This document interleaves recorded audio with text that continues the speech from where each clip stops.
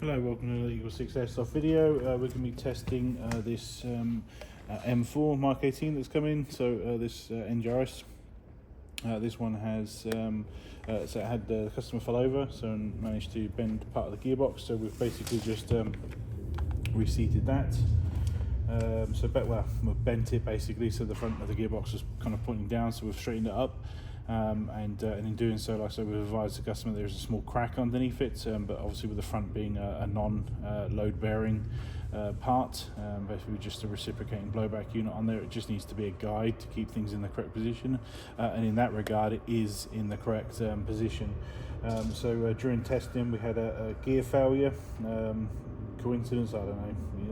Either way, it's like I say, the low neck sector gear sheared off a tooth.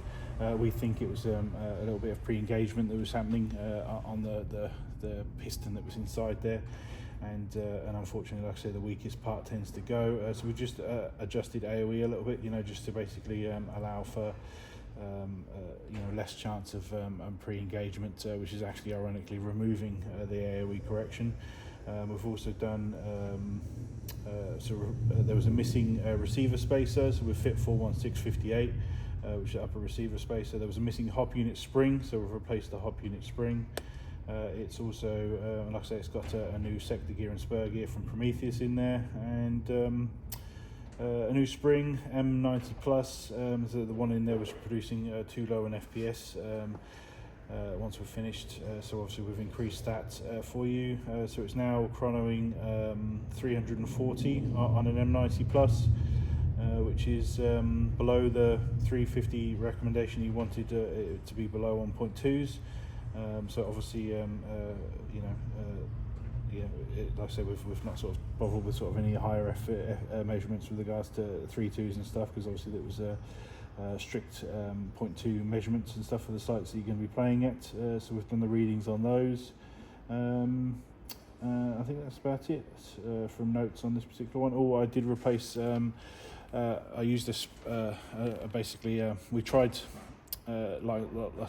just gently filing the back of this or sanding, just to basically free up some of the movement on it, but then we realized that that made it then too loose, ironically, because the pin that was holding it basically inside there, the kind of a clicker pin that basically click, it was the original one that was from the aftermarket fire selector. So we've replaced that with a genuine TM one, which obviously fits better into the holes that are underneath it. So now it gives sort of a more of a click when it actually gets into a position. So hopefully that's better for you, because obviously we don't want it moving as you're firing or something like that with it being too loose. So you could spend a lot of time with these custom triggers and stuff, really dialing them in. Fire selectors. So like I say, you can fit aftermarket fire selectors on, but we generally recommend reusing a lot of the parts, like the original back plate. We recommend using that one because it's the correct length.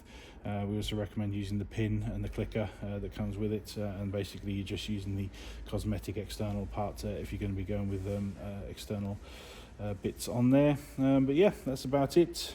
So we're just ready to demonstrate it working.